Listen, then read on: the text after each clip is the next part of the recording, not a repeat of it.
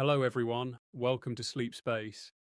Tonight we will talk about something both strange and deeply fascinating: the idea that your future might already exist, moving through space even as you listen to this. When we normally think of the future, we imagine something not yet here, something waiting to unfold. But what if physics tells us that the future is not something that hasn't yet happened, but rather something that already exists, just waiting for you to arrive?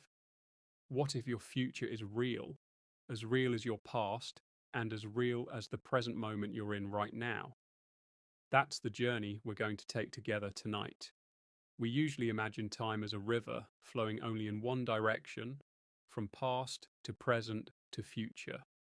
But Einstein's theory of relativity gave us a very different way of seeing things. In relativity, time is not separate from space. It is part of a four-dimensional fabric called spacetime.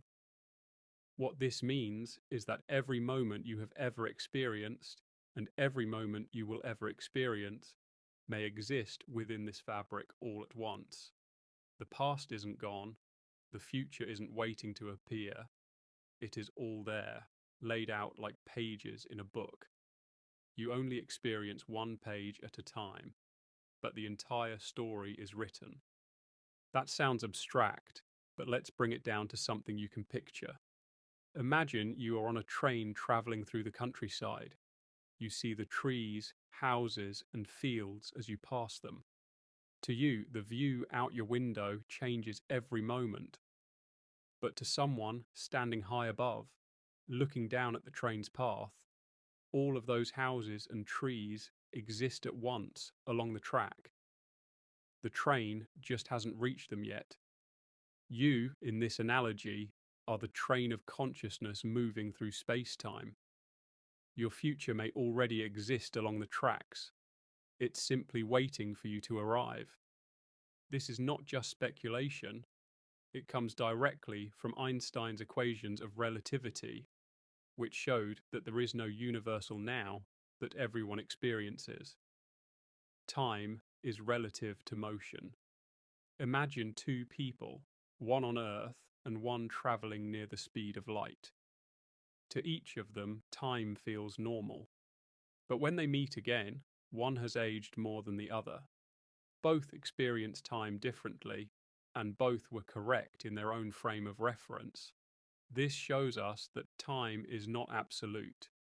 If time is not absolute, then perhaps past, present, and future are all equally real, simply depending on where you stand. This idea is often called the block universe. Think of the universe as a giant loaf of bread. Each slice is a moment in time. We move slice by slice, experiencing each one as it comes. But the loaf as a whole already exists. Every slice, the beginning, the middle, and the end, are equally real. In this view, your future is not something being built. It is something that already has its place in the loaf of space-time. You just haven't reached it yet. Now, this raises a question. If the future already exists, does that mean everything is predetermined? Are you simply following tracks that cannot be altered? That's where things get even stranger. Physics does not give us a clear answer. Some interpretations suggest determinism, that everything you will do has already been written into the block universe. Others suggest that while the future exists as a set of possibilities, it doesn't take its final shape until you arrive.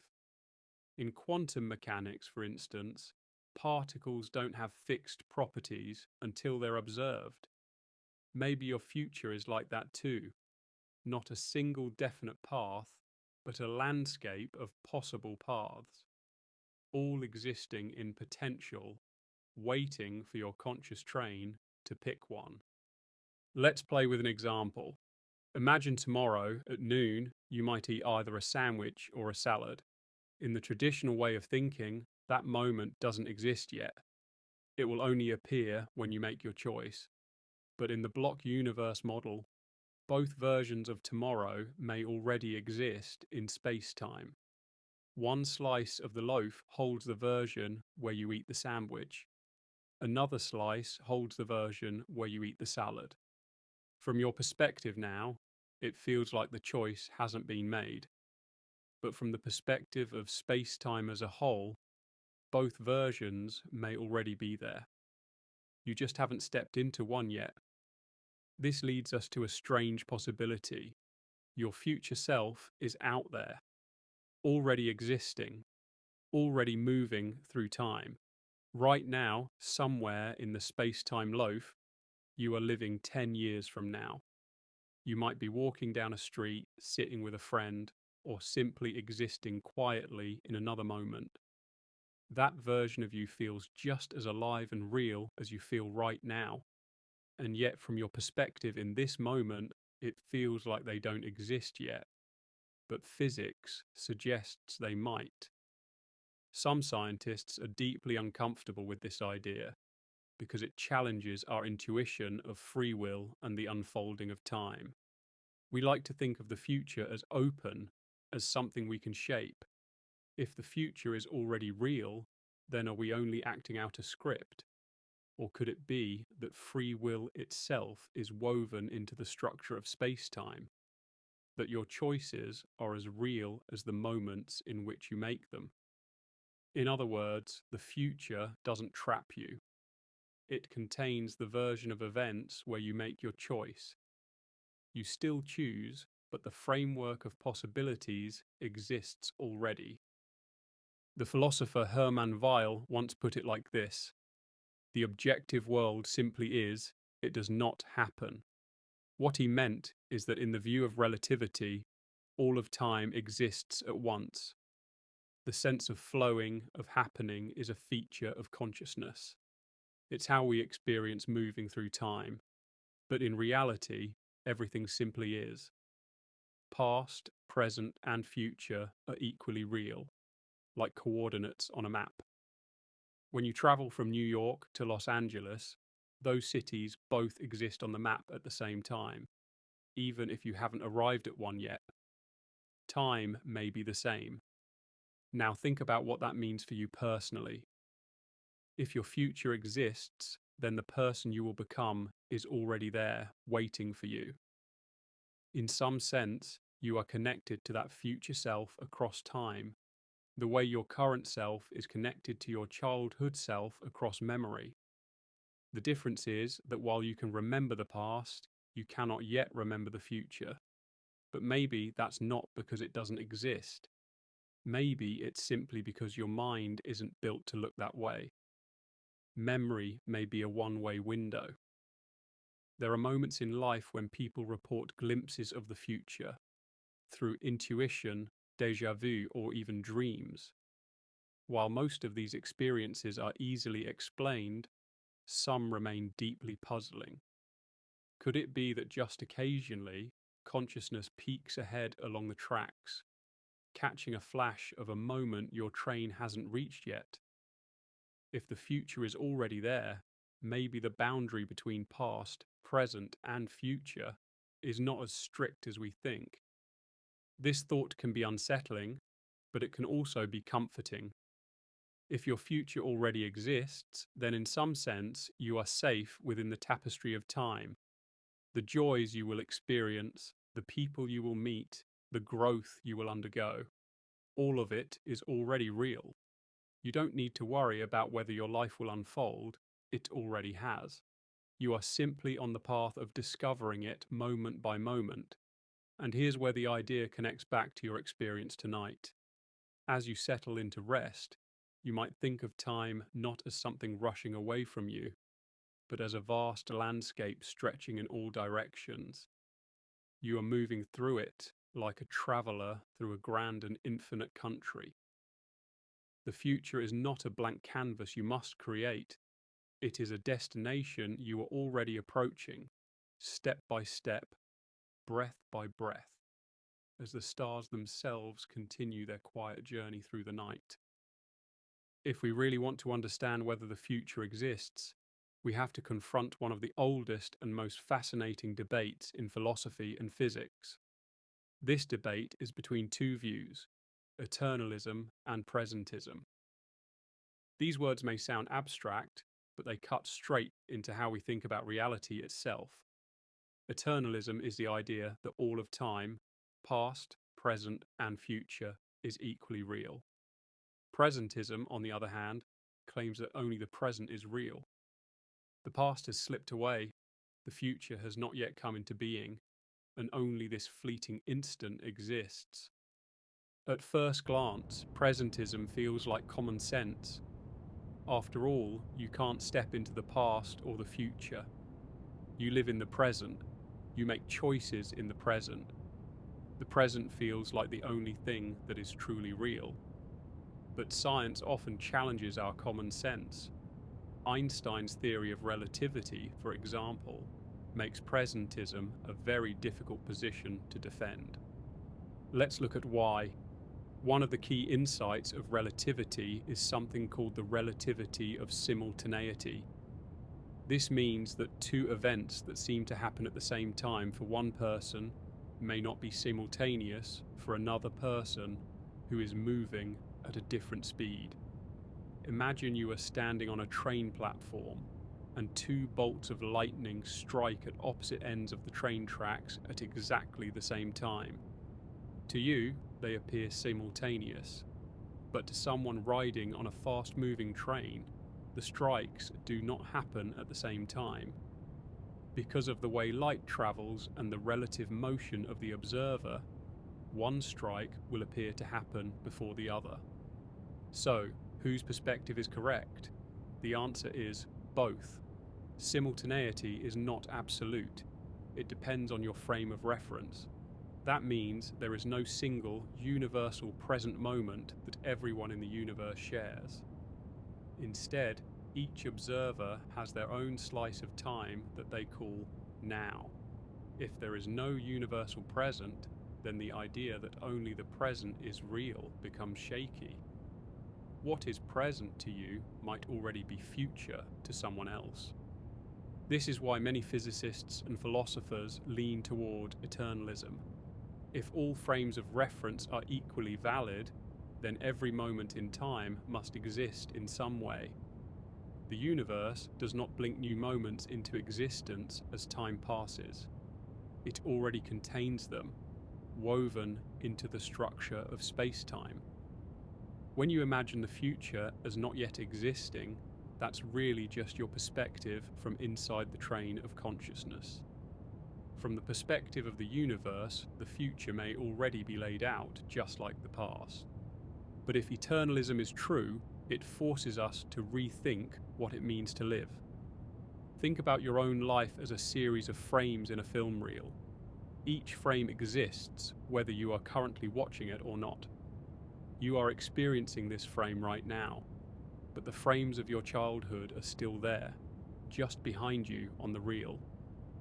The frames of your old age may also already exist, ahead of you on the reel, waiting for your consciousness to arrive. To you it feels like you're moving forward and the story is unfolding, but in reality, the whole film may already exist. You are simply experiencing it one frame at a time. Some people find this comforting. It means that nothing is truly lost. The happiest days of your childhood still exist in the block universe. The moments of triumph and joy that await you are already real, preserved forever in space-time. Others find it disturbing because it seems to rob time of its openness. If your future already exists, do you really have free will? Or are you just following a script that has already been written? Here's where it gets subtle. Free will may not be as incompatible with eternalism as it first seems. Think about how you read a book. The ending of the story already exists, printed on the pages, even before you get there. Does that mean the characters inside the book don't make real choices? Of course not. They still choose within the story. From the perspective of the book itself, everything is laid out. From the perspective of the characters, choices are real. Maybe time works the same way. The universe is the book, and you are the character living through it moment by moment, making choices that feel open and alive. Both views are true at once. One way to imagine this is to think about time as a landscape. Imagine a vast mountain range. Each peak and valley already exists. From above, the whole range is visible, unchanging. But when you're hiking through it, you only see what's directly around you. To you, the future valleys and peaks don't exist yet. They are hidden by distance. But from the perspective of the landscape, they are already there, waiting for you. Eternalism says time is like that. Your future already exists, even though you cannot see it yet. Let's make this even stranger. Consider that in relativity, time slows down depending on your speed and on gravity. Near a black hole, time passes more slowly relative to someone far away. This means two people can disagree about how much time has passed, and both are correct. In a way, time is elastic. If time can bend and stretch like this, why should we assume that only the present is real? Maybe the present is simply the slice of space-time your consciousness is currently experiencing. But the other slices, past and future, still exist, even if you are not there. We can test this idea with a thought experiment. Imagine you're on Earth and your twin boards a spaceship that travels close to the speed of light for what feels like 1 year. When your twin returns, they might have aged just 1 year, while you have aged decades. To you, they have leapt into your future. To them, you have rushed ahead into theirs. But if both experiences are valid, then past, present, and future must all coexist in a larger structure. Otherwise, how could two people disagree about time and both be correct? This suggests that your future is not something waiting to be created. It's already out there, existing in the same way distant galaxies exist. You may never travel to those galaxies, but that doesn't mean they aren't real. Similarly, you may not yet have reached your future moment, but they may already be woven into the universe. Philosophers often use the word becoming to describe how we experience time. From your perspective, the future becomes the present, and the present becomes the past. But in the block universe, nothing truly becomes. It simply exists. Time doesn't flow. It is static, like the grooves on a record. Your consciousness is the needle tracing along the record, turning potential into experience. But the grooves are already there, stretching from beginning to end. This is where our human perspective can trick us. We experience time as a flow because our brains are wired that way. Our memory lets us look backward but not forward. We recall what has happened, but we cannot recall what will happen. That doesn't mean it doesn't exist. It just means our perception is limited. Just as you don't see the entire Earth at once, but only the patch beneath your feet, you don't see all of time at once, but only the moment you are in. The rest of the Earth still exists, even if it's hidden from you. The rest of time may too. Now, what about the feeling of uncertainty? Every day you face choices. What to eat, where to go, who to talk to. If the future already exists, why does it feel like you don't know what's coming? The answer may be that knowledge is also a feature of perspective. Imagine standing in a maze. From inside, you don't know which turns led where, but from above, the entire maze is visible. The path you will take already exists. You just don't know it yet. The sense of uncertainty is real for you, but not for the universe. And yet many thinkers have suggested a middle ground. Perhaps the block universe exists, but not with a fixed future. Instead, the future may exist as a range of possible paths. Quantum physics supports this idea because at the smallest scales, reality is not deterministic but probabilistic. Particles exist in superpositions of possibilities until they are observed. Maybe your future is the same. The block universe holds many possible versions of your future, but you only experience one path as your conscious train moves forward. If this is true, then your future self exists in multiple versions, branching in different directions. In one version, you took that job offer. In another, you turned it down. In one version, you met a certain person. In another, you never crossed paths. All of those futures exist, at least as possibilities within space-time. The version you experience is the one your consciousness inhabits. That means your choices still matter, not because they create the future from nothing, but because they determine which branch of the future you walk into. This perspective gives us a fascinating blend of determinism and freedom. The structure of time may already exist, but within it lies a web of possibilities. You are free to choose, but whatever you choose, that future already has a place in space-time. You are not creating reality out of nothing. You are selecting which reality becomes your lived experience. Think of it like walking through a giant library. All the books already exist, written and stored on the shelves. You don't write them as you go, but you are free to choose which book you will read, and the story you experience depends on that choice. Similarly, all your possible futures may already exist in the universe's library of time. You are the reader turning the pages, discovering which story will be yours. If Eternalism is true, then your future is already part of the universe. But whether that future is singular and fixed, or branching and full of possibilities, remains an open question. Either way, the important insight is this: your future is not a ghost or an illusion. It has reality. It is part of the same fabric that holds your past and your present. You are connected to it, even if you cannot yet see it. And this brings us back to the strange but powerful thought. Right now, your future self exists somewhere in space-time. They are not a dream or a projection. They are as real as you are, simply located in a different part of the block. You are moving toward them moment by moment, like a traveler approaching a destination.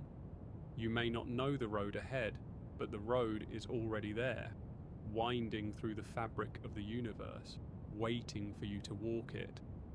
When we think about whether the future already exists, relativity paints one picture: a block universe where past, present, and future all coexist, woven into space-time.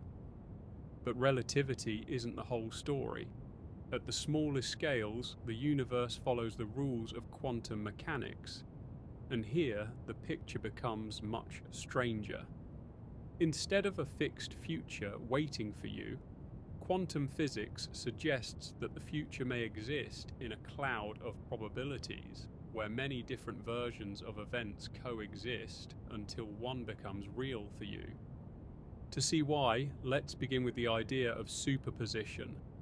In quantum mechanics, particles don't exist in just one state until they're measured. Instead, they exist in a superposition of many states at once. An electron doesn't spin only up or down before you look. It exists in a mixture of both. A photon doesn't go through one slit or the other in a double-slit experiment. It goes through both, interfering with itself until you measure it. Only when you observe the system does it seem to collapse into one definite outcome.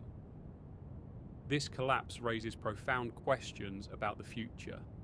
If the fundamental building blocks of reality don't have a single definite future until they're measured, then perhaps your future is not fully determined either. Instead of existing as one fixed slice of the block universe, maybe your future exists as a spectrum of possibilities, like a deck of cards spread face down on a table. The cards are already there, waiting to be turned over, but you don't know which one will be revealed until you lift it. Now let's take this deeper. The standard interpretation of quantum mechanics, the Copenhagen interpretation, says that probabilities rule until observation forces one outcome, but not everyone is satisfied with that explanation. Another powerful interpretation is the many worlds hypothesis, which suggests that all possible outcomes actually happen. Every time a quantum event could go one way or another, reality splits. One branch holds the version where the photon goes through the left slit. Another holds the version where it goes through the right. Both futures exist, but you only experience one of them. Think about what this means for you. Imagine tomorrow you face a decision, whether to take a job in a new city or stay where you are. In a classical world, one choice is made, and the other future disappears. But in a many worlds universe, both choices exist. One version of you takes the job, another version stays. Each future is real in its own branch of space-time. Your consciousness travels one path, but the other path is not erased. It continues with another version of you living it. This leads to a mind-bending possibility. Your future may not be a single destination waiting for you, but a branching forest of futures, all real, all existing simultaneously. Right now, you are standing at a branching point, and whichever choice you make, the other futures still unfold in parallel. To you, they are invisible, but to the universe, they exist. Relativity suggested a block universe where your future is already there, fixed and unchanging. Quantum mechanics suggests something more flexible, a block universe made not of one path, but of many, constantly branching and multiplying. In this picture, the future exists, but not as a single, unalterable road. It exists as a web of possibilities, all real, all woven into the cosmic fabric. Let's bring this down to an image you can hold in your mind. Imagine a giant tree. You are standing on the trunk at the present moment. Behind you, the branches merge into the single line of your past. Ahead of you, the trunk splits into branches, and those branches split again, into smaller and smaller twigs. Each branch is a possible future. From where you stand, you don't know which branch you will climb. But all of the branches are already part of the tree. They exist, waiting. Your consciousness will walk only one path, but the others are still there. That's what quantum physics suggests. Your future is not empty space waiting to be drawn. It's a tree of possibilities already growing in space-time. Now you might wonder, if all futures exist, then what does it mean to make a choice? Are your decisions meaningless if all options are played out in different branches? That's where interpretation matters. From inside your branch, your choices are still real. You experience the consequences of one path, not the others. The branching doesn't take away meaning, it gives it context. It means that in another universe, another version of you is living the life you didn't choose. But here, in this universe, your path is uniquely yours. Some scientists even suggest that consciousness itself might be what determines which branch you experience. This is sometimes called the observer effect. When you measure a quantum system, you force it into a definite state. When you make a decision, maybe your awareness is what collapses your future into one path out of the many possible. In this way, you are not just a passenger riding through time, you are an active participant shaping which of the many possible futures you will actually live. This ties back to a deeper question. Is the future already fixed, or is it open? If relativity pushes us toward a fixed block universe, and quantum mechanics pushes us toward a branching one, then perhaps reality contains both elements.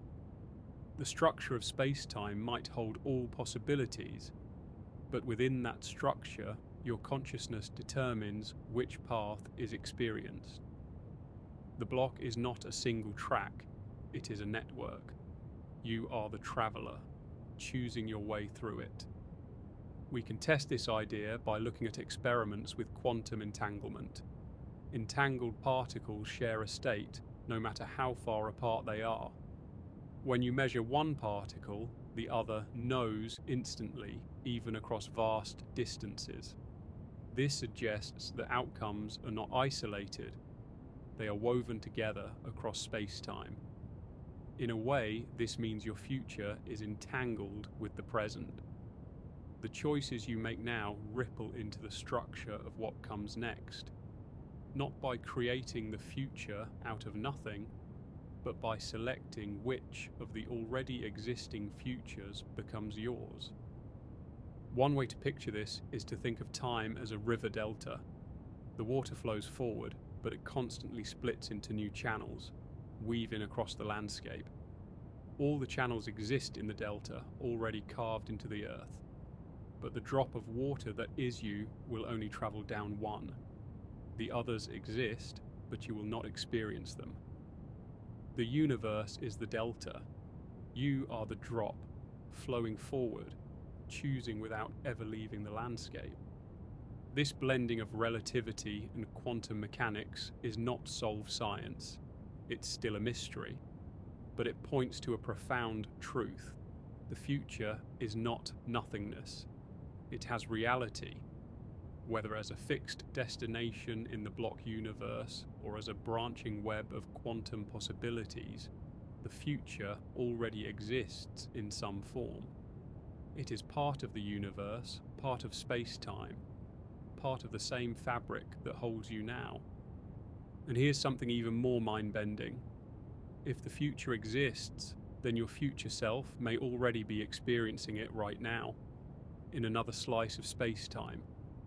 Imagine yourself 5 years from now, doing something mundane like brushing your teeth, or something profound like holding the hand of someone you love. That version of you already exists, in the future slice of the block universe, or in one of the branches of the quantum tree.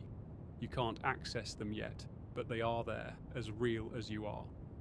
Some philosophers have even suggested that déjà vu might be tiny glimpses of this.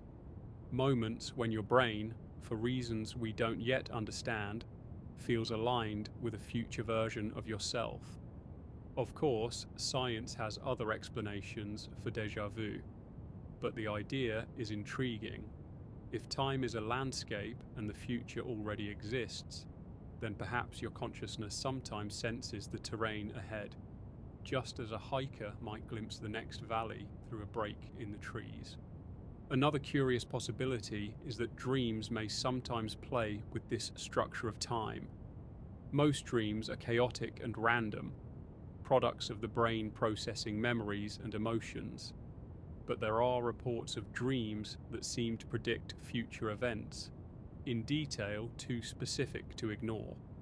While most of these are coincidences, could it be that the dreaming mind occasionally taps into a different way of experiencing time, one not bound by the strict flow of waking consciousness?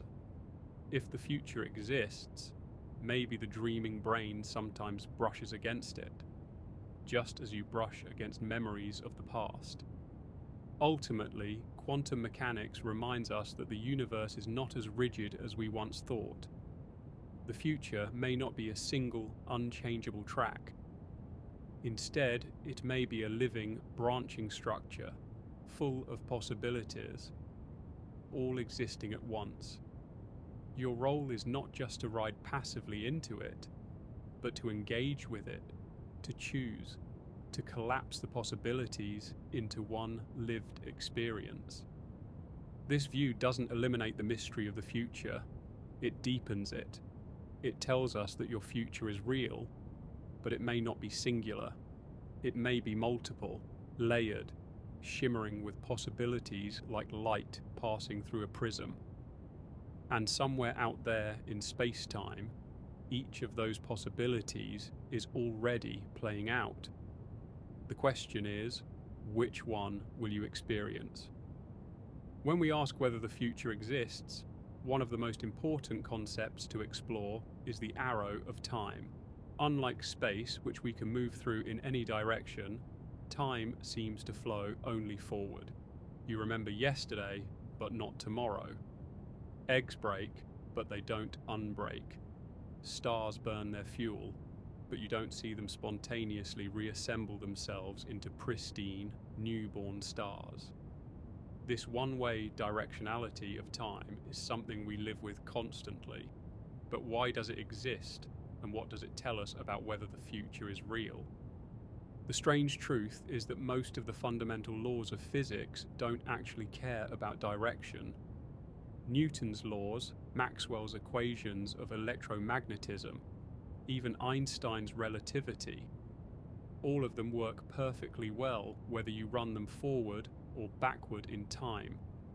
If you recorded a video of two planets orbiting one another, then played the video backward, the physics would look just as valid as when you play it forward. At the microscopic level, the equations don't care. So why, at the macroscopic level, do we experience time as always moving forward?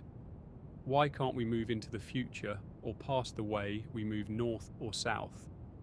The answer lies in entropy, a concept from thermodynamics. Entropy is often described as the measure of disorder in a system. Over time, entropy tends to increase. A cup of hot coffee left on the counter cools down to room temperature. It doesn't spontaneously heat back up. Broken glass scatters across the floor. It doesn't reassemble itself into a perfect cup. The natural direction of processes in the universe is from order to disorder. This increase of entropy is what gives time its arrow. The reason you remember the past but not the future is that the past had lower entropy.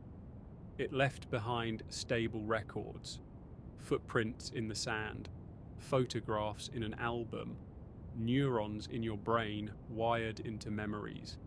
The future, with its higher entropy, doesn't yet leave those records. That's why it feels like the past is fixed and the future is open. But here's the twist. Just because entropy increases doesn't mean the future doesn't exist. It may simply mean that the future is structured differently than the past. Think of the universe as a giant movie reel again. Every frame exists, but when you play it, the frames progress from low entropy to high entropy. To you, that progression feels like the flow of time, but in the grand picture, the frames are all already there. The arrow of time may be a property of how we move through space-time, not of space-time itself. Cosmology takes this even further. The universe began around 13.8 billion years ago with the Big Bang. Strangely, the Big Bang was an event of extremely low entropy. All the energy and matter in the universe was crammed into a hot, dense, ordered state. Since then, entropy has been increasing, driving the evolution of galaxies, stars, planets, and life. But that raises an important question. If entropy is always increasing, then doesn't that mean the future has a kind of built-in structure? The direction of the arrow of time seems to guarantee that the universe will evolve toward higher disorder. In that sense, the broad outline of the future is already written into the laws of physics. For example, stars will eventually burn out. Galaxies will drift apart. Black holes will slowly evaporate over unimaginable spans of time. The cosmos itself has a kind of destiny, encoded in its physical laws. On the grander scale, the universe already contains its future, because the laws that govern it make certain outcomes inevitable. In that sense, your future is not just personal, it's cosmological. But let's pull this back down to the personal level. If the arrow of time is a product of entropy, then perhaps your sense of living in the present is also tied to entropy. Memory is really just a form of stored information. You can remember yesterday because physical traces of yesterday exist in your brain, in the environment, in photographs and fossils and echoes of sound. You cannot remember tomorrow because the traces of tomorrow aren't accessible from here. But that doesn't mean tomorrow doesn't exist. It may mean that you are only wired to interact with time in one direction. Imagine a library where every book is already written, lining the shelves from beginning to end. The story exists, but you can only read forward one page at a time. You can flip back to reread pages, that's memory, but you cannot flip forward to pages you haven't reached. That's the future. The pages exist, but your perspective limits what you can see. The arrow of time is like the rule that forces you to read in one direction, even though the entire library already exists around you. This idea gains even more weight when we consider that the universe itself might carry a kind of memory. Astronomers often talk about the cosmic microwave background, the faint glow left over from the Big Bang. When we look at it, we are literally looking into the past, seeing the universe as it was nearly 14 billion years ago. But this light is still here, woven into the cosmos. The past has left its imprint, not gone, but existing in a different part of space-time. If the past leaves traces that can still be seen, maybe the future exists as well, in its own way, waiting for us to arrive. Here's another thought experiment. Imagine an alien species billions of light years away, looking at Earth through a powerful telescope. Because light takes time to travel, what they see is not your present, but your past. They might see the dinosaurs roaming Earth, or the first humans lighting fires. To them, that past is still happening right now. From their perspective, your past is alive. By symmetry, might it not also be true that from another perspective, your future is already alive as well? Relativity supports this idea. Since there is no universal now, one observer's future can be another observer's present. What you think of as not yet real might already exist for someone else in a different part of space-time. In that sense, the future is not something that comes into being. It is something that is already there, revealed differently depending on where you stand. This cosmic perspective can feel overwhelming, but it also puts your life into a beautiful context. You are not just moving forward into a blank unknown. You are moving through a universe where the arrow of time is part of a vast, lawful structure. The stars above you are already evolving toward their futures. The galaxies are already drifting toward theirs, and you too are woven into that tapestry. Your future is not a separate thing from the universe. It is part of the same grand story, unfolding along the arrow of time. But what about free will? If entropy ensures that time moves one way, and relativity suggests the future already exists, then do your choices matter? The answer may lie in the scale of perspective. On the cosmic scale, the broad outlines of the future are fixed. Stars will die, galaxies will fade, entropy will increase. But on the human scale, the details are open. Within the grand arc of cosmic inevitability, you still make real choices that shape your path. The future may be structured, but it is not fully written. One way to picture this is to imagine a river. The river is flowing downhill, inevitably moving toward the ocean. That is the arrow of time. But as you float along, you can still choose which side of the river you paddle toward. whether to drift in the current or push toward the bank, whether to stop at an eddy or race ahead. The river's destination is set, but your experience of it is uniquely yours. The future exists as part of the river's course, but your choices shape how you move within it. Cosmologists also remind us that our universe may not be the only one. Some theories of physics suggest a multiverse, a vast collection of universes with different laws and different fates. If that's true, then even the cosmic future may not be singular. There may be countless versions of the future playing out across countless universes. In some, stars last longer. In others, physics itself takes a different shape. If your personal future is branching like a tree, perhaps the cosmos itself is branching as well, with entire universes splitting off into different destinies. And here's something even stranger. Some researchers have wondered whether entropy itself is an emergent property of how we perceive the universe.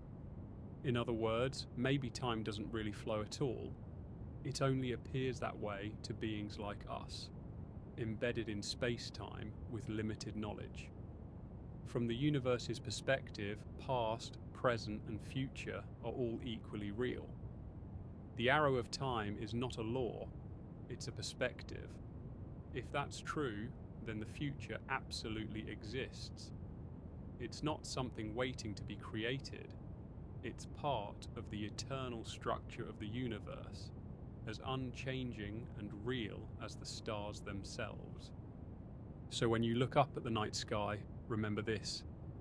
You are not just looking at light from the past, you are looking into a universe where the future is already written in the language of physics, already woven into the fabric of space-time. You are moving toward it moment by moment along the arrow of time, like a traveller walking through a vast landscape that is already there. The journey feels like motion, but the destination is already real. If we accept that the future may already exist in some form, the next natural question is, what kind of substance or structure is it made of? When you picture the past, it feels like it's fixed. A series of events, places, and outcomes that have already happened. The present feels alive, moving, immediate. The future, however, feels open and unformed, like a blank page waiting to be written. Yet physics complicates that picture. According to relativity, time is not a stream with a clear beginning, middle, and end. It is part of the four-dimensional structure of space-time, with the future potentially sitting alongside the past and present. But if that's true, does it mean your future is rigid, predetermined, and inevitable?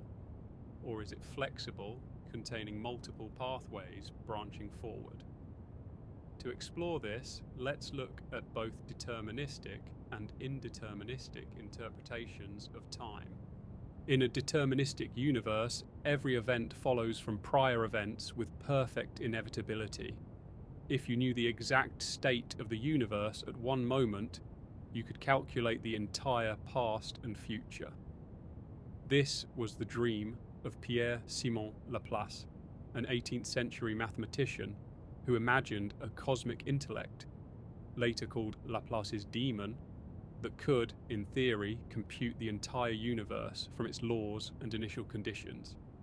In that view, the future exists as a single, unchangeable path through space-time. Your life, every decision you'll make, every word you'll ever speak, is already woven into the fabric of reality. You are simply moving along it, like a train on rails. Yet modern physics has introduced serious cracks in that picture. Quantum mechanics, with its probabilistic nature, suggests the future is not one fixed track, but a cloud of possibilities.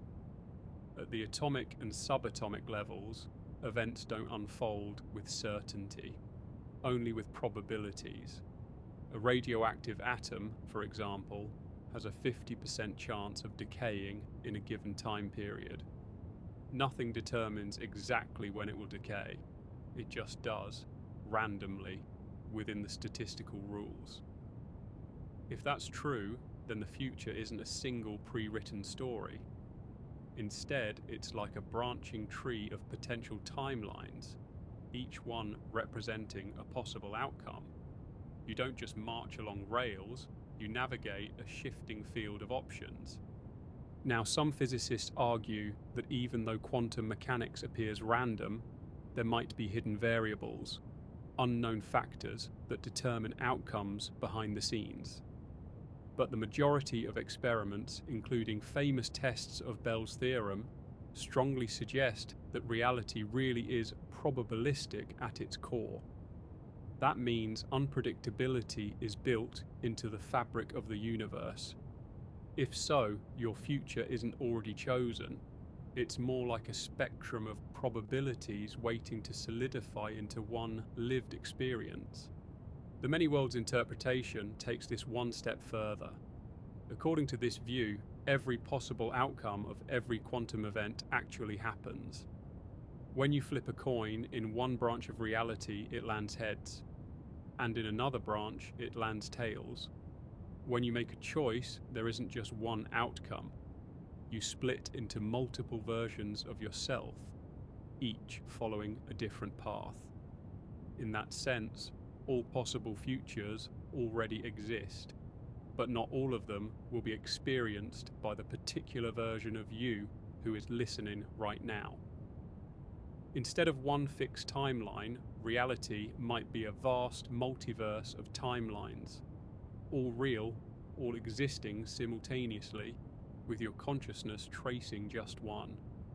Let's pause for a moment and consider what that means for the concept of your future traveling through space right now.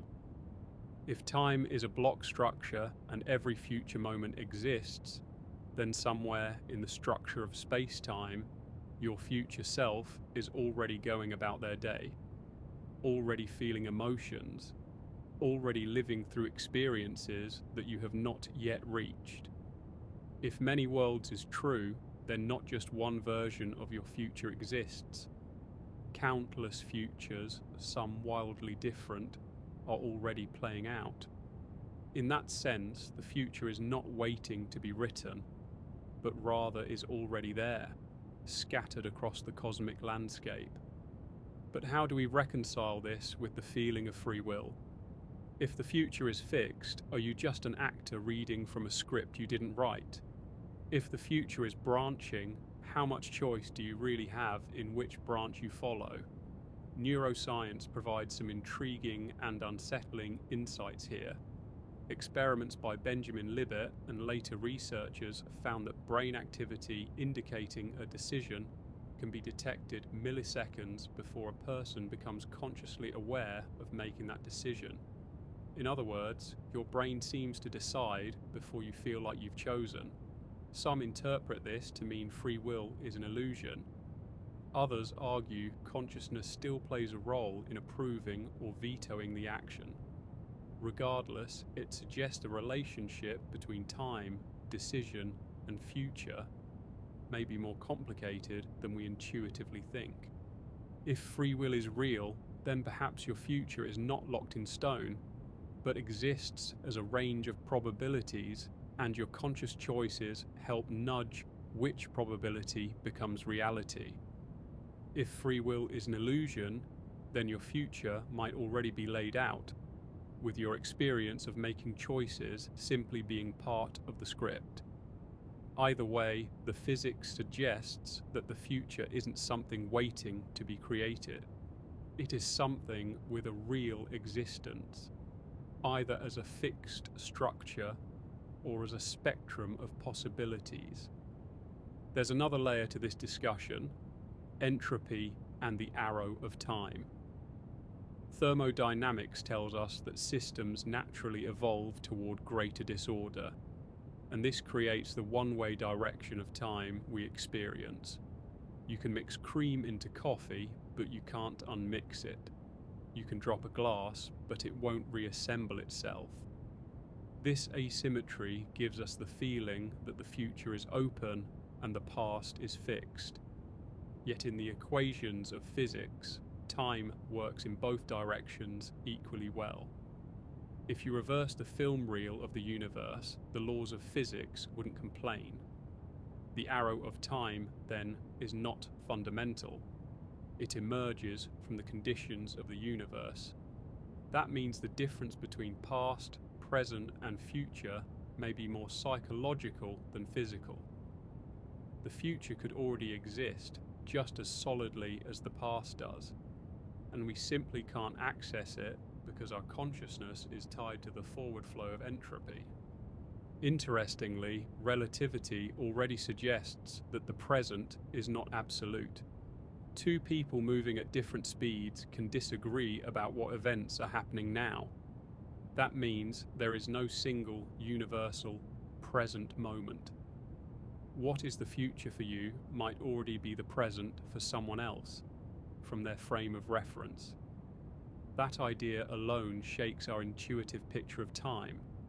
If simultaneity is relative, then the division between past, present, and future is blurry, and the future may already exist in just as real a way as what we call the present. So when you imagine your future, it may not be a ghostly possibility or a mental construct. It may be a region of space-time that already exists, waiting for your conscious awareness to arrive there. Whether that region is fixed and unchangeable, or a branching network of probabilities, depends on which interpretation of physics you find more convincing. But either way, the possibility that the future is already real changes how we think about existence itself. If the future is fixed, then your life is like a book that has already been written, and you are simply reading it page by page. If the future is branching, then your life is like a choose-your-own adventure story where all possible outcomes exist, but you only travel down one path. In both cases, your future self is not a vague abstraction. It has a kind of reality, existing in a different slice of the universe than the one you currently occupy. Think about how strange that is. Somewhere in the structure of reality, there may be a version of you a year older, living a life you haven't yet reached. Somewhere else, there may be a version of you who made a different choice yesterday, walking down a completely different path. The future isn't just ahead of you. It may be all around you, embedded in the space-time that we move through, without fully comprehending. If the past can be preserved in the records of space-time, and if the present feels like a spotlight moving across that grand tapestry, then the natural question becomes, where does the future fit? Some scientists argue that it exists already, etched into the structure of space-time, waiting for our awareness to catch up with it. Others see the future as something more like a probability cloud, a range of possibilities that collapses into one definite path the moment you arrive there.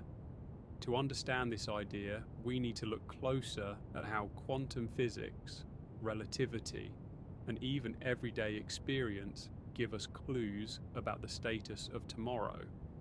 Let's begin with a simple but mind-bending truth from Einstein's theory of relativity.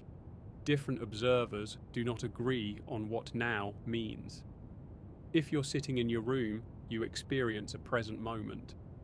But if someone else is moving quickly in a spaceship far away, their definition of what counts as now is not the same as yours. This relativity of simultaneity means that one person's future might already be another person's present.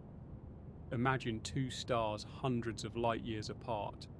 For an observer near one star, a particular event, say the birth of a planet, might already be happening, while for another observer moving at a different velocity, that same event might still be in the future. This isn't science fiction, it's a consequence of how space-time works. The implication is staggering. The division between past, present, and future may not be a fundamental feature of the universe. Instead, they could all coexist, woven into space-time like different pages of the same book. You only read one page at a time, but the rest of the story is still there, sitting quietly, whether you've read it yet or not. The question then is not whether the future exists, but in what form it exists and how much freedom we have to shape it. Quantum mechanics gives us a different kind of answer. In the quantum world, particles do not follow a single, definite path. Instead, they exist in superpositions, spreads of probabilities, until a measurement is made. The famous double-slit experiment shows that a particle can behave like a wave of possibilities until observation collapses it into a specific result. When extended to time, this suggests that the future may not be one fixed, unchanging reality, but instead a field of potential outcomes. Each outcome exists in a sense, but only one will be realized when it becomes the present. Theoretical physicists like Hugh Everett took this idea to its logical extreme with the many worlds interpretation, where every possible future actually happens, each in its own branching universe. If this is true, then your future is not a single road stretching out in front of you, but a vast forest of paths, all existing in parallel. Every choice, every chance encounter, every random fluctuation could send you down a different branch. Right now, in one version of the future, you might be living in the same place you are now, and in another, you might be across the world, following a completely different career or relationship. In some sense, those futures are traveling alongside you, waiting to see which one you step into. But not all physicists believe the many worlds picture is necessary. Some argue for a more grounded interpretation. The future exists as probabilities encoded in the present. For example, if you toss a coin, the future contains two main possibilities, heads or tails, but the outcome is not set until it lands. Yet the probabilities of each outcome already exist. In this sense, the future is like a shadow cast ahead of time by the present moment. It's not fully formed, but it's not pure nothingness either. It is potential, structured by the laws of physics and by the conditions of today. We can see an everyday example of this in weather forecasts. A meteorologist might tell you there's a 60% chance of rain tomorrow. That future exists as a probability. It is real in the sense that it can be calculated and anticipated, but whether it will rain or not depends on countless variables. At the moment you hear the forecast, the future is undecided.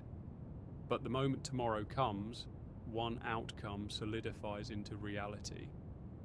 This mirrors the way many scientists think about the universe's future, not as a rigidly set event, but as a probability field waiting to crystallize. Another perspective comes from thermodynamics and the arrow of time. Entropy, the tendency for disorder to increase, pushes events in one direction. A glass can shatter, but shattered glass doesn't reassemble itself. This forward momentum is one reason we feel time moving. But what's interesting is that the equations governing physics don't require time to move forward only. They're time symmetric. The laws don't care if time runs backward. Yet because of entropy, we experience a one-way arrow. If entropy dictates the broad shape of the future, does that mean it's already determined? Or does it mean the future is simply constrained, like a ball rolling downhill? The ball's motion is shaped by the slope, but there are still countless ways it can bounce, spin, and roll before it reaches the bottom. If you put together relativity's block universe idea with quantum mechanics probability fields, you arrive at a fascinating tension. On one hand, spacetime might already contain all events, past, present, and future, laid out in a grand structure. On the other hand, quantum physics suggests the future isn't fixed, but open, branching, and probabilistic. How do we reconcile these two views? Some physicists propose that the block universe may not be fully solidified. Instead, it might be dynamic, with the future growing as quantum events resolve themselves. This is sometimes called the growing block theory of time. The past and present are fixed, but the future is still being written. To picture this, think of a painting being created. The canvas already holds the brushstrokes of the past, and the paintbrush of the present is adding new details right now. The parts of the canvas yet to be touched by paint are the future. They're not blank in the sense of pure nothingness, because the artist has a plan, and the physics of the materials set limits on what can appear. But until the brush actually moves there, the details are not yet solid. This growing block picture offers a middle ground. The future exists as a framework of possibility, but it doesn't fully crystallize until it becomes present. What does this mean for us? It suggests that our actions matter. If the future were completely fixed, then no matter what you did, the outcome would already be locked in. But if the future is partly open, then every decision you make nudges the probabilities, shaping which version of the future becomes real. This doesn't mean unlimited freedom, because physics still sets boundaries. You can't suddenly flap your arms and fly. But within the boundaries of natural laws, you may have more influence than you realize. The future may be a negotiation between inevitability and choice. Let's return to the idea of your future traveling through space right now. From the block universe view, the future is indeed already there, like a page in the book you haven't read yet. From the quantum perspective, that page may be written in pencil, waiting to be filled in depending on how events unfold. From the thermodynamic perspective, the ink may already be flowing in a particular direction, constrained by entropy's push. Each view gives a different answer to the same mystery, but all agree on one thing: the future is not an illusion. It has some kind of reality, whether fixed, probabilistic, or in progress. Even your personal experience hints at this. You make plans, you have expectations, you anticipate what's coming. That anticipation feels real because your brain is constantly running simulations of possible futures, trying to predict what will happen next. In a way, your mind is already living in the future, projecting ahead and pulling fragments of tomorrow into today. Neuroscientists have shown that the brain spends much of its energy not on processing the present, but on predicting what's about to happen. This suggests that on both the physical and psychological levels, the future is treated as something real, something to prepare for, calculate, and navigate. And there's another intriguing possibility. What if the future can influence the present? Some interpretations of quantum physics allow for retrocausality, where events in the future can affect the past. Experiments like the delayed choice quantum eraser suggest that decisions made in the present can alter the behavior of particles in the past. If time can work in both directions at the quantum level, then perhaps the future is not only waiting for us, but occasionally sending ripples back to guide us. This idea remains controversial, but it pushes us to question whether time's flow is as straightforward as it seems. When you put all of this together, a picture begins to form. The future is not just an empty space waiting to be filled. It may already exist in some sense, whether as a fixed structure, a set of probabilities, or a growing frontier of unfolding events. The fact that physics provides multiple answers doesn't weaken the idea. It shows just how profound the question really is. The more we learn, the more the line between science and philosophy blurs, forcing us to rethink what it means to move through time. If the future exists, even if we cannot yet see it, then what does that mean for the story of human life, your life, and the way you understand yourself?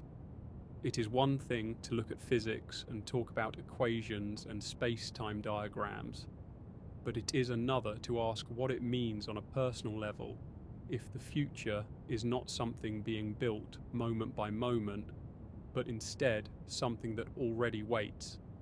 Like a landscape you haven't reached yet. The very suggestion can be disorienting, because we often define ourselves by choice, possibility, and freedom. If the future is out there, already etched into the structure of the universe, then where do you stand in relation to it? Are you free to shape it, or are you simply moving through a script that was written before you were born? This tension between determinism and free will is as old as philosophy itself. The Stoics, for example, believed that everything was determined by the Logos, a rational order pervading the cosmos. To them, your life was fated, but wisdom came from aligning yourself with that fate, not resisting it. On the other hand, existentialist thinkers like Jean-Paul Sartre emphasized radical freedom, arguing that you are always free to choose, even when constrained by circumstances. Physics seems to complicate this debate by suggesting that the future may already exist, as real as the present and past. That does not necessarily mean that you are powerless. It may mean instead that the freedom you experience is woven into the very structure of that block universe, where your choices and possibilities are part of the fabric of what is to come. Think of it like reading a book. If you hold the book in your hands, the final chapter is already printed, sitting there in ink on the page. The characters within the story, however, do not know what is coming. They live as if the future is uncertain, as if their choices are still unfolding, even though, to the author, everything has already been set. This analogy is often used to describe what a block universe might feel like from the inside. You live moment to moment, unaware of what lies ahead, while from an external perspective, the entire timeline already exists. The question then becomes, are you the character, or are you also the author? Humans have always wrestled with fate. Ancient myths are filled with stories of seers and prophets who glimpse a future no one else can see. Think of the Greek tragedies, where oracles would reveal the destiny of kings and heroes. Often, in trying to escape fate, those characters would end up fulfilling it. This resonates with the idea of the future already being out there, as if it cannot be avoided. Yet at the same time, we are compelled to act, to try, to hope, to change the course of our lives. The philosophical tension is that even if the future exists, our striving might still be the very mechanism by which it unfolds. You may not escape what is written, but you may also be the one writing it through your decisions. There is also something deeply human about the yearning to know what's ahead. We dream of time travel not just to revisit the past, but to leap forward and see how our story turns out. We want to know if our efforts matter, if the struggles we endure will bear fruit, if the people we love will be safe. The very fact that we wonder about the future's existence reveals something essential about consciousness. We live in anticipation. Animals experience time too, but humans are unique in how we stretch into the future, planning, imagining, and worrying about events that have not yet happened. If the future is already there, perhaps this capacity is not just imagination, but a kind of resonance with a reality that exists ahead of us. Philosophy also raises ethical questions in this context. If the future is real, does that mean all suffering and injustice are locked in place? Are we doomed to repeat mistakes, or are those mistakes already written into the cosmic narrative? Here, the block universe can feel unsettling, but some philosophers offer another way to see it. Even if the future exists, your role within it is not diminished. You are not just a passenger on a train heading to a fixed destination. You are part of the engine. Your choices, actions, and responses are threads that make the future what it is. In this sense, freedom and determinism may not be enemies but companions. The fact that the future exists doesn't mean you don't matter. It means you are essential to the unfolding of what already is. Religions, too, have grappled with similar ideas. In some traditions, God is described as existing outside of time, seeing past, present, and future in a single vision. From that divine perspective, the future is already known, but from the human perspective, life is lived step by step, with decisions that feel open-ended. This is not far from the philosophical view of the block universe. To be human may mean to live inside time, to experience the unfolding journey, while the entirety of that journey exists already in a larger frame. It suggests that there may be layers of reality, one where you feel the weight of choice, and another where the full story is already complete. Consider also the psychological impact of believing the future exists. For some, it might bring comfort. If the future is already real, then perhaps uncertainty is just an illusion, and everything will unfold exactly as it should. For others, it may feel suffocating. If everything is fixed, what is the point of effort or hope? Yet perhaps the truth lies in how you choose to relate to the idea. Even if the future exists, your experience of striving, of caring, of shaping the present moment is still real. You live in the unfolding, and that unfolding is what gives life its meaning. Without the tension of not knowing, joy and hope would lose their depth. There is also a profound existential beauty in imagining your future self already existing somewhere in space-time. It is as though the future you is out there waiting, perhaps looking back on the present you with gratitude, patience, or longing. The idea suggests that your life has a kind of continuity that stretches far beyond your awareness. It makes time feel less like a straight line and more like a vast, intricate web where every moment is connected. From this perspective, you are both traveler and destination. You are moving toward yourself. Some philosophers have suggested that thinking about the future in this way could change how we live. If you believed your future already exists, how would that shape your decisions? Would you live with more courage, knowing that every risk you take is already accounted for in the story of your life? Would you live with more compassion, recognizing that your future self is bound up with the future of others, and that all of these futures are woven into the same cosmic fabric? Philosophy here does not provide simple answers, but it invites reflection. It asks you to consider that your life may not be just a series of random events, but part of a greater structure that is as mysterious as it is profound. In a way, the idea of the future already existing forces us to redefine freedom. Instead of seeing freedom as absolute unpredictability, we might see it as harmony within a larger whole. Your choices, while perhaps written into the future, are still yours. They matter because they are the lived reality of your journey. Just as a melody may already be composed but still needs to be played, your life is music in time. The notes may be there, but only through you do they become sound, emotion, and meaning. And perhaps this is the deepest philosophical insight of all. that existence is not about whether the future is fixed or open, but about how you experience and shape the journey of moving into it. Even if your future is already part of space-time, the act of living is what transforms it into meaning.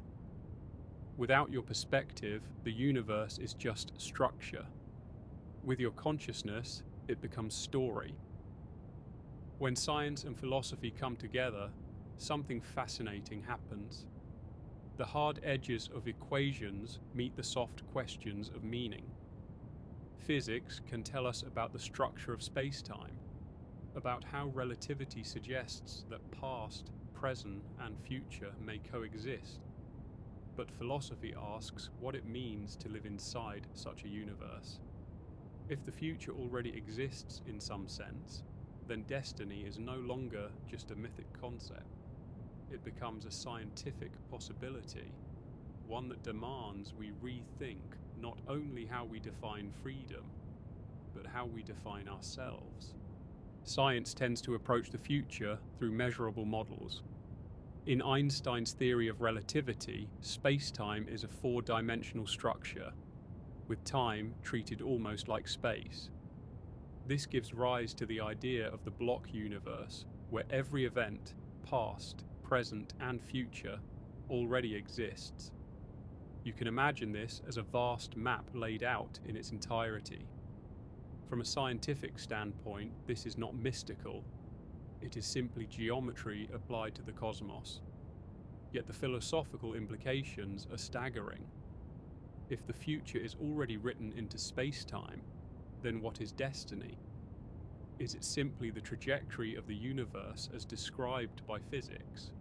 Or is it something more deeply tied to consciousness and human choice?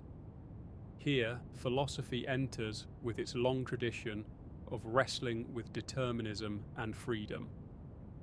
Determinism argues that everything is the necessary outcome of prior causes. In a purely mechanistic universe, every event is the inevitable result of what came before. But quantum mechanics complicated this picture, introducing genuine uncertainty at the microscopic level. The behavior of particles cannot always be predicted, only described in terms of probabilities. For some philosophers, this restored the possibility of openness, suggesting that the future is not entirely fixed, but contains elements of chance. For others, even probability is not true freedom. It is just another rule governing how reality unfolds. When science and philosophy merge, they force us to consider that destiny might not mean predestination in the rigid sense, but instead a structured openness. The block universe could contain your future as already existing, but it might also contain multiple potential futures, each branching depending on choices and quantum events. Some interpretations of quantum mechanics, such as the many worlds hypothesis, even suggest that every possible outcome does happen, each in its own version of reality. If so, then destiny is not a single road, but an infinite web of paths, all of which exist in parallel. Your response to destiny, then, is not resignation, but participation. You are part of the process by which one branch becomes your lived reality. From a human perspective, destiny has always carried both comfort and anxiety. To believe in destiny can ease the burden of uncertainty. It reassures you that your life is part of a greater order, that your struggles have meaning within a larger design. But it can also feel suffocating, as though your freedom is an illusion. Science, when interpreted through the block universe, risks pushing us towards that second feeling, that everything is already decided. Yet philosophy reminds us that meaning is not in the structure itself, but in how we live within it. Even if the future exists, your experience of moving toward it is real, and your choices are the way that structure becomes human. Consider again the analogy of a symphony. The entire composition may already exist on the page, written in notes and measures, but the music only comes alive when performed. The musician's interpretations, the tempo, the emotion, all of these shape how the symphony is experienced. Similarly, the universe may contain the full score of time, but your consciousness is the performance. You may not control the fact that the notes are there, but you breathe life into them. Destiny, then, is not about inevitability, but about participation. Science also challenges us to rethink destiny in terms of scale. Cosmology shows that the universe is unimaginably vast, stretching billions of light years in every direction. The laws of physics apply with such precision that galaxies, stars, and planets form with astonishing consistency. On one level, this suggests that destiny operates on a cosmic scale. Stars are destined to burn, collapse, and give birth to new elements. Galaxies are destined to collide. Black holes are destined to grow. In this grand picture, human life seems small, almost insignificant. But philosophy insists that meaning is not found only in size or scale. It is found in perspective. To you, your life is not a minor ripple in space-time. It is the center of experience. If destiny is woven into the structure of the cosmos, then your awareness of it is part of that same weave. Without consciousness, the universe would be structure without story. The dialogue between science and philosophy also reveals that human response to destiny has always been creative. Cultures across history have crafted myths, religions, and philosophies to reconcile the tension between fate and freedom. The scientific block universe is, in a sense, a modern version of these ancient stories. It is a narrative that tells us the future is real, but it does so through equations and geometry instead of prophecy.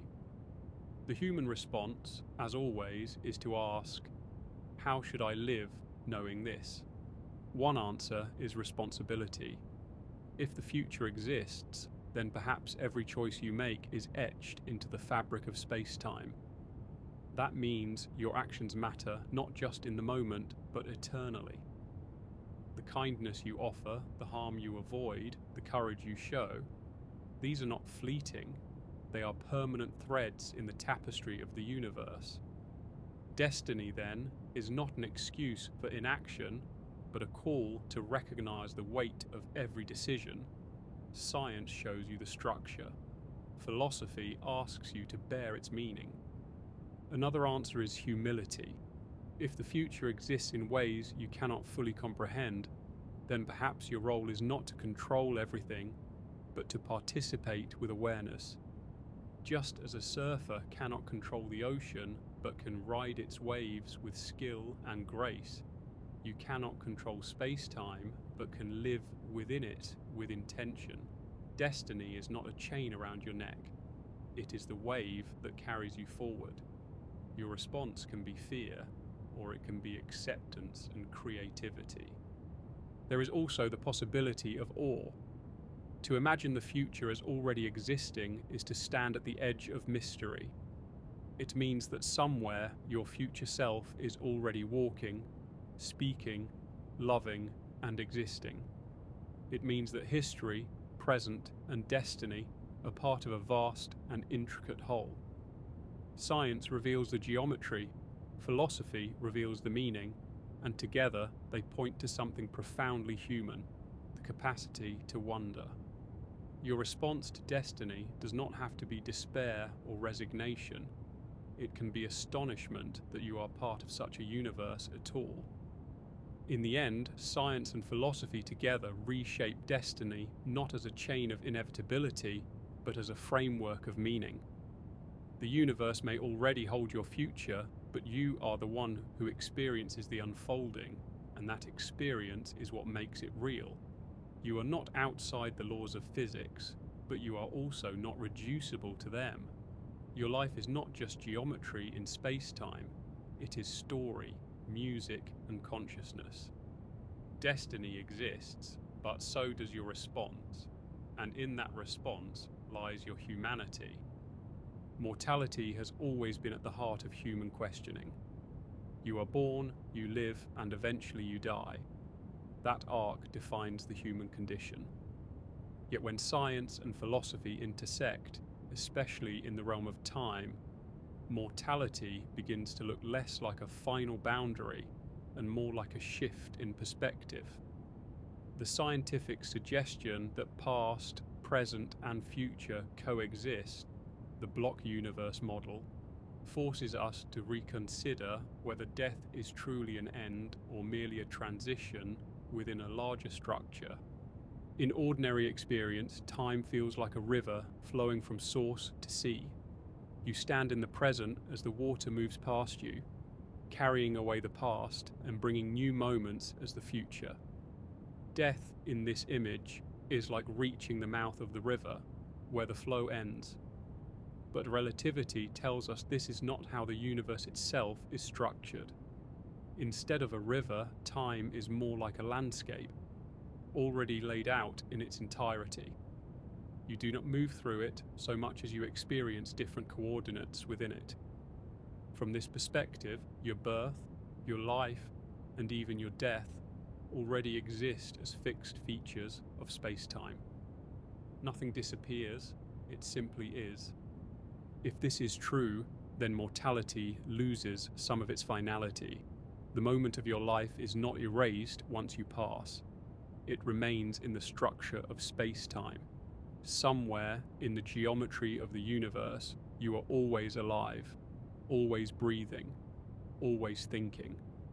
Death, then, is not annihilation, but the closing of your particular vantage point. To the universe, your existence is eternal. It is part of the fabric forever.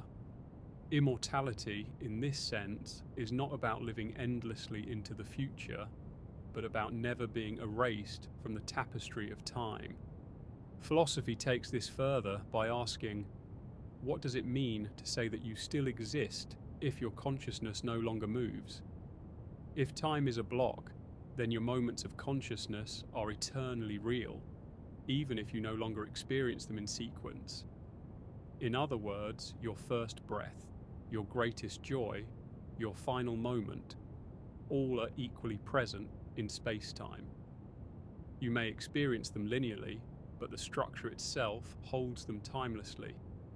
This is a radical reimagining of mortality.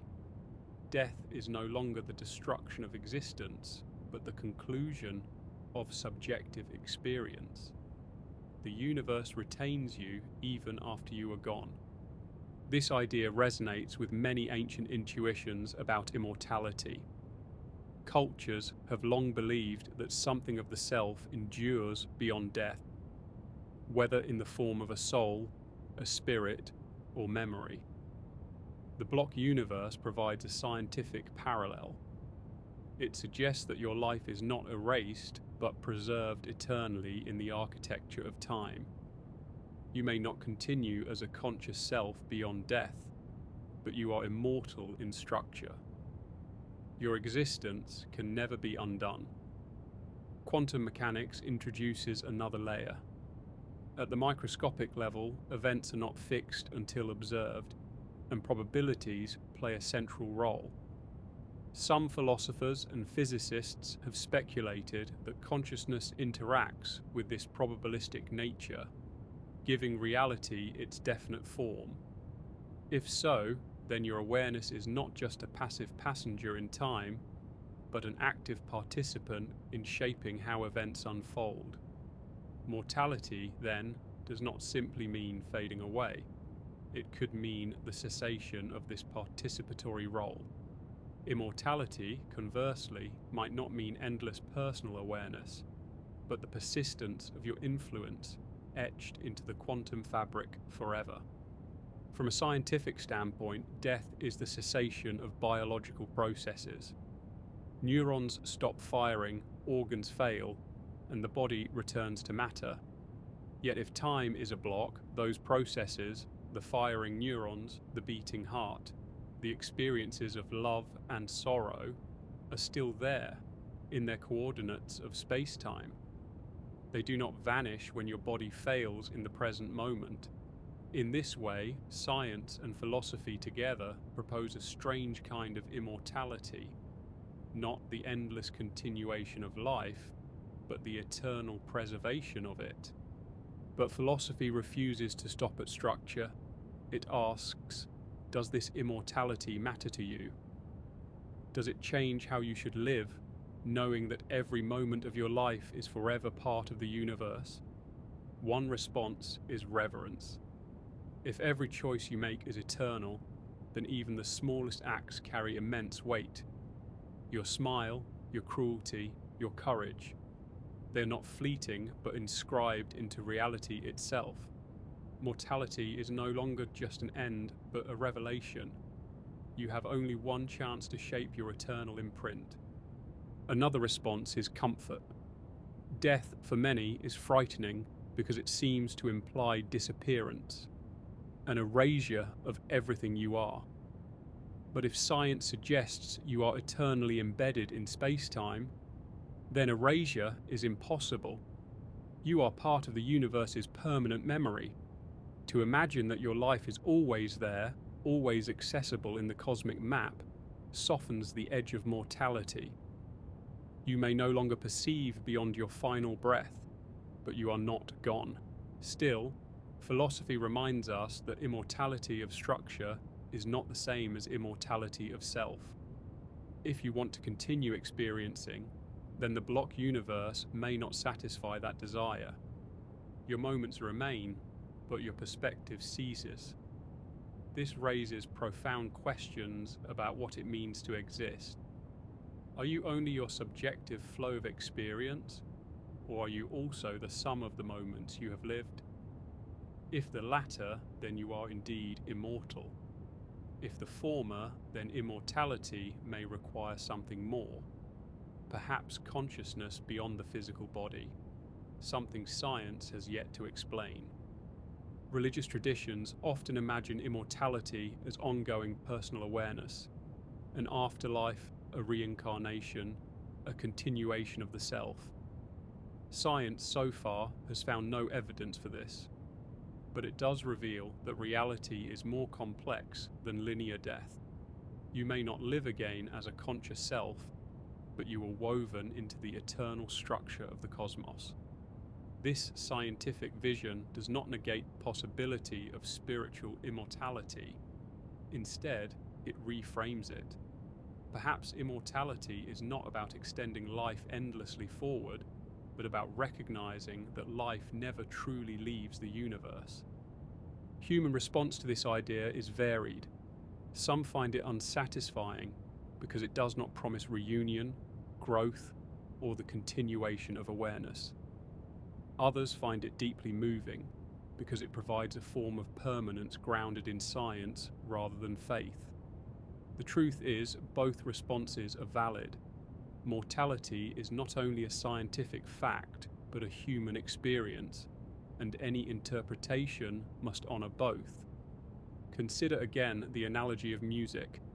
A song ends, but it does not cease to exist. It remains in recordings, in memory, in written notes. Your life, too, is a song that remains inscribed in the universe. It may no longer play forward, but it is never gone. The difference is that in the block universe, your life is not a memory, but an enduring part of reality. Somewhere in space-time, you are always singing. The convergence of science and philosophy, then, reshapes mortality into a paradox. You are mortal in experience, but immortal in structure. You die, yet you remain. You cease to perceive, yet you are always present. This paradox is not a flaw, but a doorway. It invites you to live with both awareness of limits and reverence for permanence. You cannot escape mortality, but you can embrace the immortality embedded within it. Ultimately, the scientific philosophical view does not erase the mystery of death. Instead, it deepens it. You now see mortality not just as an end, but as part of a cosmic architecture. where every life is eternal in its own way. And in that recognition lies perhaps the most profound meaning of all, that your existence matters, not because it lasts forever in awareness, but because it is eternally present in the universe itself. So now, after journeying through the scientific models of time, the philosophical puzzles of destiny, and the deeply human questions of mortality, you arrive at a final perspective. Time is not only the medium in which you live, but also the mirror of what it means to exist. You are both fleeting and eternal, fragile and indelible, mortal and immortal. Science reveals a universe where past, present, and future coexist, where your moments never vanish but remain stitched into the architecture of spacetime. Philosophy challenges you to ask what this means, to wonder whether immortality without awareness is still immortality, and whether destiny is a fixed map or an evolving collaboration between self and cosmos.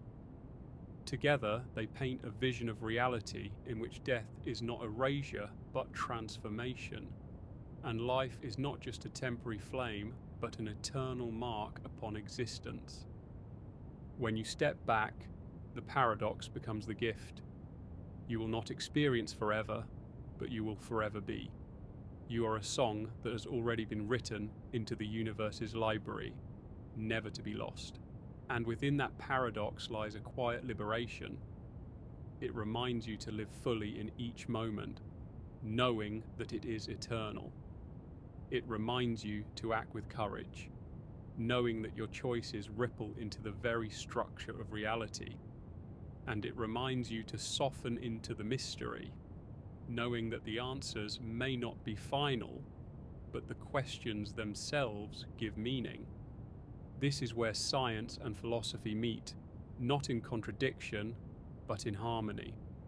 Science gives you structure, philosophy gives you meaning, and together they reveal a picture of time and existence that is richer than either could alone. Mortality, immortality, destiny. These are not separate truths, but facets of one vast reality you are still learning to perceive. As you drift towards sleep, carry this with you. Your life is both transient and timeless, your moments both passing and permanent. You are not erased by death, nor confined by destiny, but part of a cosmos that is far deeper and more mysterious than any single viewpoint can explain.